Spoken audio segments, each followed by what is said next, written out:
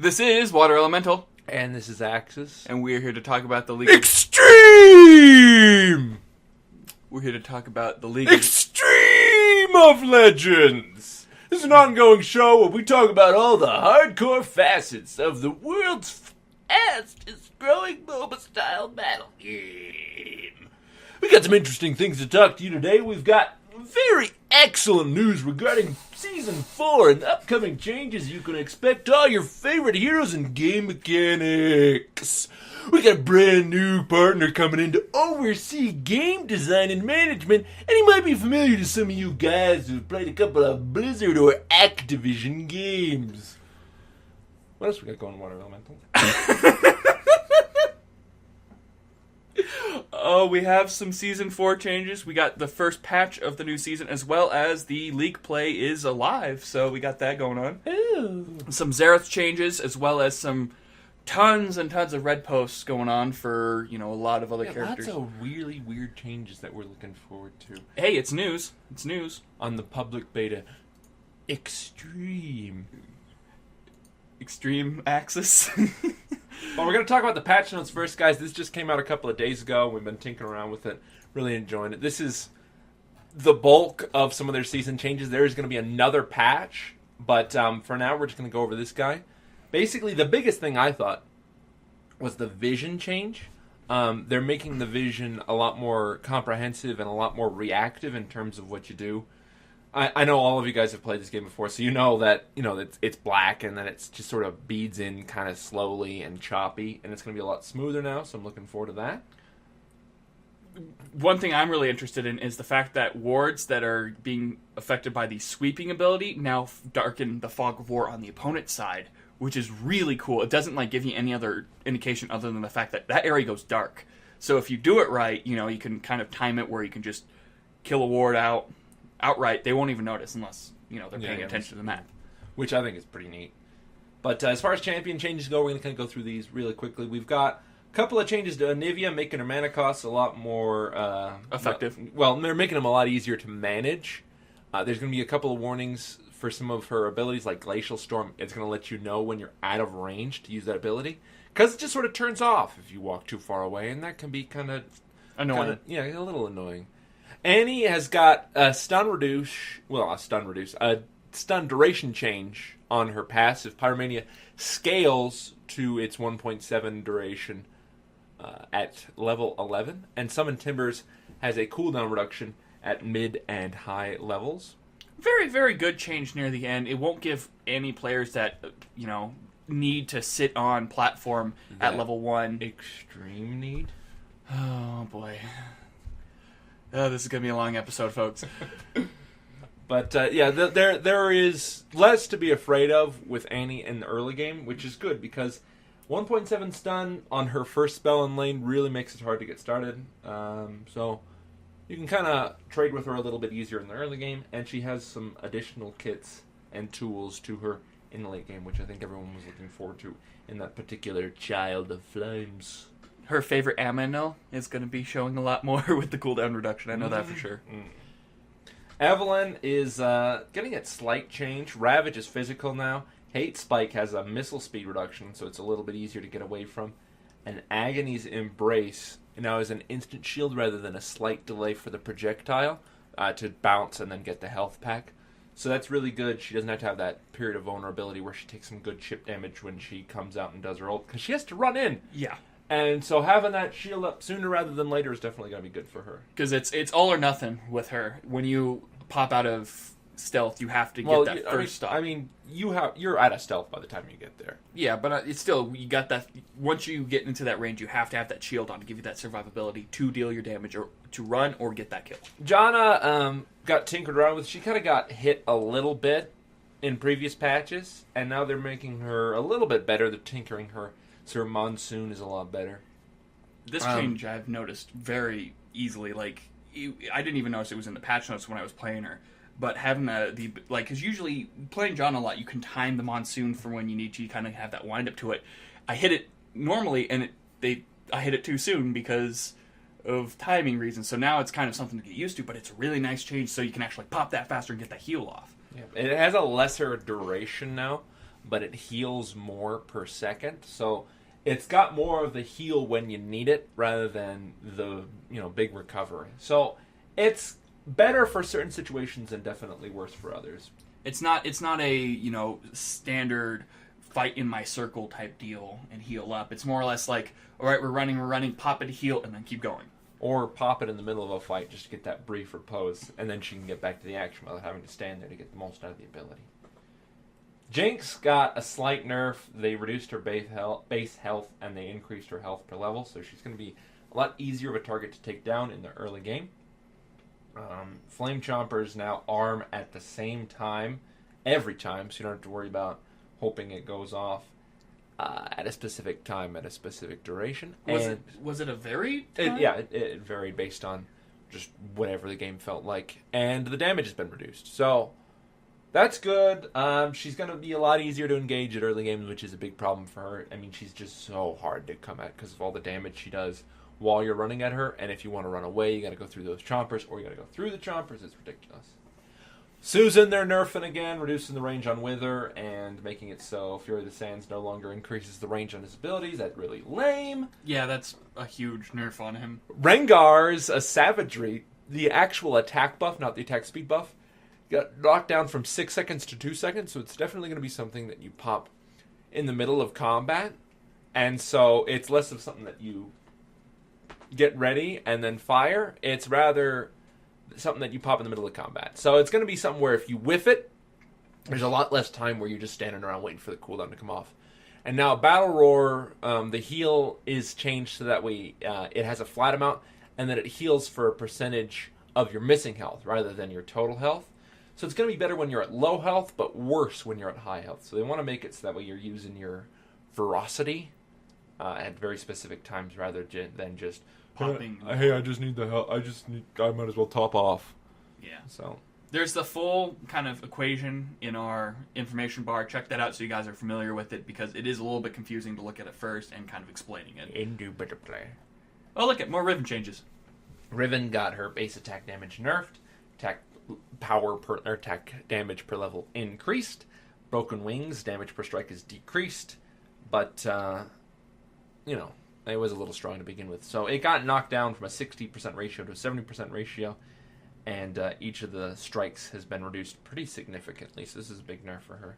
As well as her shield being nerfed from 1.5 second duration from a 2.5 second duration. Yeah, it's really big Riven nerfs, so I guess we'll have to see how that pans out. They've just kind of been hitting Melee really hard. Well, yeah, I mean, for a long time, characters like Riven, Shyvana, and Rengar. I mean, Rengar not as much. I haven't seen Rengar in a while. He's in a bad spot.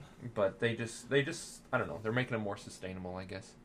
But like I said, Shyvana, damage reduced at early levels for Flame Breath, burnout damage per second reduced, and the magic damage and recovery has been reduced. So that sucks. Dragon's Descent, it now correctly shows its tooltip, so the actual range that you jump is a lot more accurate based on what the tooltip reads and what the character model shows. So you're going to be able to more easily predict what Shyvana's going to do, but she's going to do a lot less damage considering what she is capable of with the damage at scales and the magical damage scales off of attack damage. It's crazy. She's getting some touches up, and that's something I've been hoping for a long time. Maybe I'm the only one, but I felt like it's required for her. Thresh, he got a quality of life change for all the players that don't realize you can click on his lantern for Dark Passage. They added a small collision radius indicator as well as a particles for nearby allies to show that it is clickable, which is very annoying when you're trying to save someone, and instead of clicking on the Dark Passage to actually save themselves over walls or into brush or something like that, they walk right by it and die and then blame you for some dumb reason. So that's going to be a great quality of life change. As well as the box, the delay on the wall has been increased to 0.75 seconds, up from 0.5 seconds, so it takes a little bit longer for the box to actually build up. But that's something that is just a timing thing. So you have to be, when you pop that box, you got to be all in. It's not just pop, pop. It's more like pop, pop. Indeed. Yasuo, they're tinkering with. They want to make him a little bit better and easier to work with, making it so that way all of his stuff casts automatically with smart casting, or it no longer blocks certain things, or properly grants flow. overall, they're just fixing bugs and making it so that his kit flows a little bit better, because it's very complicated, and so getting it to fire on all cylinders is definitely going to be helpful for them. There's a lot of minor bug fixes, guys, and I definitely suggest you read the patch notes to take a look at this. Again, they're not really worth mentioning, but they are relevant to gameplay. They can change the way you play some of your favorite or hated characters. Rabden's Death Cap got a quality of life tool chip change to show how much ability power you're gaining from the unique passive. Always nice to kind of peek and see. Usually you just kind of have to do the math or watch when you buy the item. Spirit Visage, the cooldown reduction has been reduced by 10% from 20, so that's kind of a little nerf to it.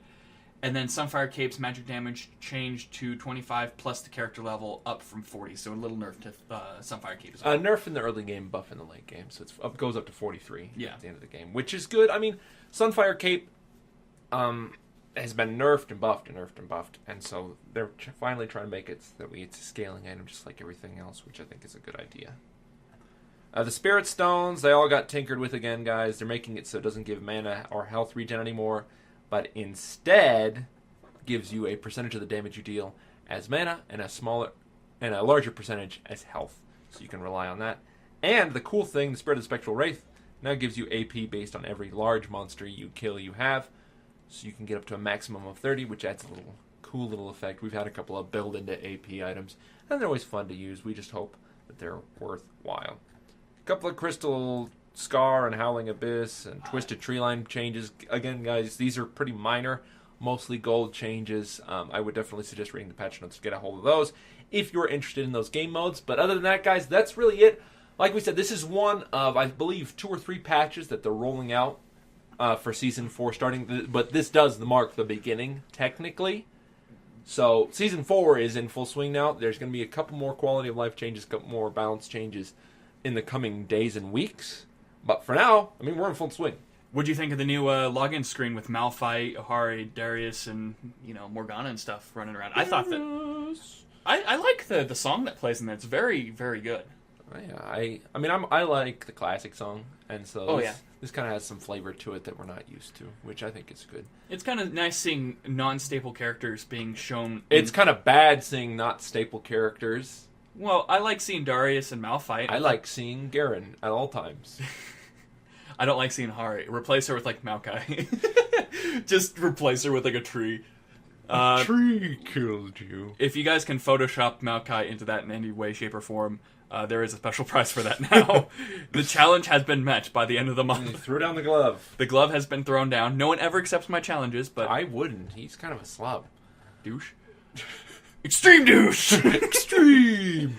Something else that they're talking about adding into future patches is a new stable roster for new players. Instead of going with the rotation of champions that we see every week, they're going to have an undisclosed amount of champions that a player can play with up until a certain level. I think it's at level 10. They haven't said.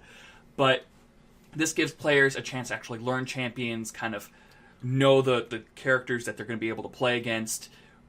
Because everybody that's playing other new players are all going to have the same amount of champions. And I'm guessing Garen, Annie, Ash, Yi, all the ones that came in the starter pack that you can get for $5, that's what's going to probably be in it. So it's kind of nice to see.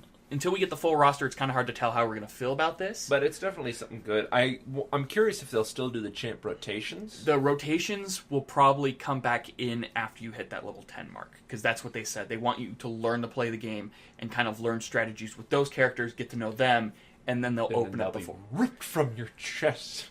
One day you hit level 10 and all the characters you know how to play are just gone. Right, well... You can buy them with IP or RP! Oh boy... But I like that idea. It's a very nice change, and it helps players, learn the game. And learning the game is important. There's a lot of people that didn't do that. Because I remember playing, first champion I started learning how to play was Heimerdinger.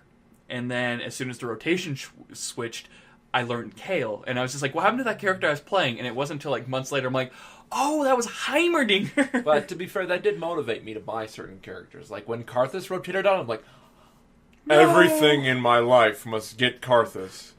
Because up until then, I literally played a Mamu every game.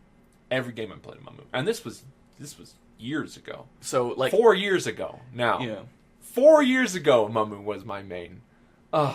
You remember when you were trying to get me to play League, and one day I'm like, I need to get Kale, and I need that silver Kale skin, and we were going from GameStop to GameStop. And we got you the little box. Oh, that guy was such a dick. Do you still have that box? It's somewhere in my room, yeah. But, that guy was such a dick when we went in there. Remember, he was just like, did you have any more League of Legends, starter kits? He's like, no. Stared at me, I'm like, well, okay, I'm going to go somewhere else. He's like, yeah, we have it. I'm like, why would I buy from you now? Little tangent, but... Video games. Video games. Real deal. So another big announcement was Ghostcrawler, the head designer from World of Warcraft, Sir Nerfsalot, left Blizzard a while ago, and now he is now announced as the next lead game designer, the same position as Murillo, for Riot Games. We don't know if he's going to be working with League of Legends or an undisclosed second game. I am not happy. I don't like Ghostcrawler. I know a lot of people that used to play WoW that do not like Ghostcrawler. I am one of them. His conduct on the forums was sometimes very unprofessional. And the Nerf bats. BC Watlika, mid BC through mid Watlika. I mean, literally, certain character classes, mages, paladins, would just run away with how strong they were, and everybody else would get nerfed ridiculously. And it would be like subtle changes at first, like that would seem like quality of life changes. And then like warriors would get Warbringer, and all of a sudden we could fight mages, and they're like, no, we can't have that, so they nerfed that. But then paladins, nope, they're totally fine. Just Seal of Justice being able to slow and having no movement impairing effects at any point, plus full heals at all times and no forbearance cooldown. Well, it's totally fine with Ghostcrawler.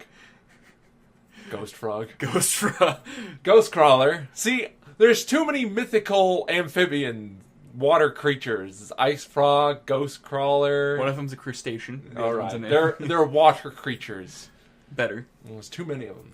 But yeah, so it's kind of a hit or miss thing. It all depends on what his first major change is. And if he's even working on League. Yeah, and if it is, I bet Murillo's going to be there to kind of get him eased into what his job is going to be. And I think they're going to kind of bounce off each other more or less than Ghostcrawler saying, this is how it should be now. So he's going to have to work with someone that's played the game a lot longer than him to really, expose it. But this could be really good or really bad for the game. If I'm putting my money on bad. To me, this is a bad move on their part, but we'll have to see what happens, I guess. Yeah.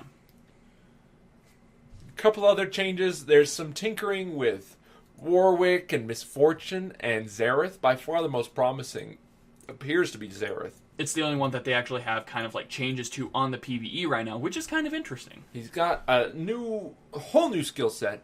He's no longer this sit and burn kind of guy. Now he's got a really cool channel while moving laser beam. It's kind of like Varus, where you sort of move at a reduced rate and you fire a beam. He's got a new W, which creates this AoE circle. Kind of like Leona. Yeah, it's got a sweet spot in the center that does more damage and slow, which I think is cool. His E has normally, hit him with a debuff and then hit him with a stun, is now just a straight skill shot stun. So that's pretty cool. Skill shot stuns are always fun. And then R is now his full siege mode, where he locks down in place and fires a bunch of long-range super missiles, which, I don't know. I wonder if they'll be actual missiles or just really cool lock-on projectiles. I'm excited for that. That sounds like a lot of fun to play with. I kind of like the way Xerath's kit is right now, but if that's going to be his playstyle, that seems really fun to experiment with. And just that satisfying feeling popping into an ult and just raining down on someone. Now still, that's the main draw to him, and that's still there. The core thing I love about him. Yeah. The chains! Extreme! I thought he was the coolest guy back in the day when we first saw his art, where he's coming out of that coffin. Ooh. He still looks really good. I still like him. He's just definitely unique in terms of aesthetics. But other changes, like we said, possible changes to Warwick and Misfortune. Also some changes to Skarner, but these are relatively early in their stages, and some of them are just even minor changes. So we'll have to see if those make it. But check the PBD if you're interested, guys. Otherwise, we're going to move on to some other news. The Lunar Revel is just about to come up, and we've already talked about a lot of stuff here, but it is on the horizon, guys. So save your RP and get ready for that. There are going to be achievement icons this year. Mm-hmm. And they are going to be having probably some more of these Season 4 changes. for you guys to get ready for. So be ready for those changes. We'll talk to you about those. And then, there's a couple of cool infographics, but I don't know. They're interesting. They put on a full-on post about why Magma Chambers won't be pulling out. And it's a good read. Pretty much it sums up what we talked about last week about how a lot of players didn't like the early game. They preferred late game stuff. And how Magma Chambers didn't really fit this all-in-one mode. And it's still very unpolished. And they're trying to find a place for it. And it's just... It's one of those things where they feel bad about pushing it back. But it's just something that's not ready for the game. And I'd rather have them wait and put out something that's half-assed. So, just read it. It's pretty interesting. And seeing all the graphs and stuff kind of... sways me to that opinion. And finally, Summoner name cleanups again. Log in. Check your thing, play a game. Yeah. For example, levels 1 through 6, if you haven't played in 6 months, it's gone. If you haven't level 12, if you haven't played for a year, gone. If you haven't played in 1 year, 8 months of immunity, then gone. And then level 30, 2 years, 6 months of immunity. So just play one game and you're safe if you really have a Smurf. So. Indeed. And that's really it for official news this week, guys. We're going to be moving to the round section. Extreme! First question comes from Anti-Steel Shot. He says, which champions are those that you just hate? And don't do the stereotypical I hate Teemo. I still, just because of how long I've played, seeing a Tryndamere always kind of brings me bad luck. It's nothing about the character. The character can be played extremely well. But I've had so many bad encounters with Tryndamere where the player doesn't know how to play. He's just he's out for himself the whole time. It's just something that has been stuck to that character for me. Kind of, you probably have like a Maokai that always does really well in jungle, but when he's played lane, it's just not so well. So it's one of those things where it's like I see a Tryndamere, I start to kind of cringe. I hate Ahri and Aatrox. Aatrox I love in principle, but people play him just for the easy win, and I hate that. Ahri, aesthetically, I don't really like her design. Just put Jinx's face on, and then you got the ultimate hate champion. I don't know. I don't really like the sort of anime style. The same way I don't like Ezreal, and I don't really like her or I don't like her lore. I think her kit's really easy, and so it's another one you kind of dread seeing locked in. Right? I don't dread seeing her. I know I can kill her. To me, it's just a lame character design and an easy kit. People play just to win and then be weeaboos or whatever. Kami-san! Hey, you like that stuff too. Yeah, I do, but I like the ones that aren't awful like that. Allegedly. I'm looking at your anime shelf right now, okay? Yeah, you got a problem with it? What's our next question? Oh god, Da Vinci, I hate you so much. Da Vinci Fed has asked us 18 questions. No, he asked us about 5, but we're just going to pick one for right now. He asks, I recently found out that I'm a beast at Lulu support, and also that Lulu is a good mid pick against some champions. So how come Lulu still isn't getting the credit she deserves? With the slow, speed boost, silence/slow, the shield, and the heal AoE knockup, plus I also get a new AoE slaw/heal cleanse, and an AoE shield as items. I find her to have the most utility in the game, an absolute wrecking ball for an additional to every game.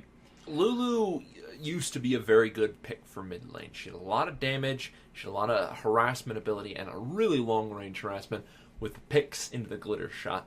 And they nerfed that. They nerfed it just like they nerfed all other support mids because they don't like you being able to fill 2 roles even though... They want people to fill 2 roles. Most other characters can fill 2 roles, which... I don't know. They also nerfed her AD potential, like playing AD Lulu with her machine gun fire. Mm-hmm. But recently they've gone through, they've buffed her, they made her ratios better, they made pick scale off of her AP. And so she's sort of come back a little bit, so I'm sure she does get credit, Da Vinci-fied, but not as much as she would have gotten pre-nerf patch, what was that, a year and a half ago? Yeah. Honestly, there are better picks for mid.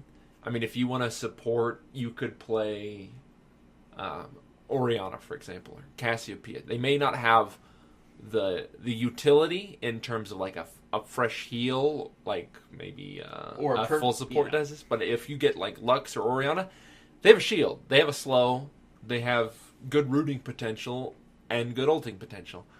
Lulu has a CC that lets them move around freely. Lulu has a slow that she can spam, but it's not a very good slow. She has a heal that can't be mitigated by anything. Vicious Wounds and a good slow on it, but it has a very long cooldown, and it has a kind of short range too. What the thing is, though, it also grows the character, which makes them kind of like they have a bigger hitbox. Bigger hitbox, and it kind of, you see a giant big guy running at you, it kind of start targeting it out, just kind of, it's bigger. Yeah, it increases their cap health, which is nice. It opens up potential for other items and damaging spells. But, again, I don't think it's not that she doesn't get credit. It's just that there are better picks in my mind in terms of if you want to kind of play this support hybrid with good ratios. Because Lulu doesn't have great ratios anymore. She has really cool buffs with the changes to her AP ratios in the Season 4 patches. But, again, they're not amazing. And the items that you can get on her can go to any support, so you kind of have to rule that out. Yeah, they work well on her, but that also rules in any other support with a range. Yeah, if you're going to sacrifice your mid for a Lulu, she's kind of got to build a certain way, and that might limit her support potential to her base kit, which is not necessarily a terrible thing. But as a support, she's still very solid. Yeah, I mean, your DPS rotation on Lulu compared to when you're doing a support rotation is very different. You know, you have to put picks on certain characters if you want to support. If you have to put it on different characters if you want to do damage, because you're going to be shooting your glitter lances at maximum range and hitting the most targets, and that usually doesn't mean you get to put them on your carry, because if you do, you're hindering your damage. Usually, you're casting your ult on yourself so you can kite if you're going to play carry Lulu,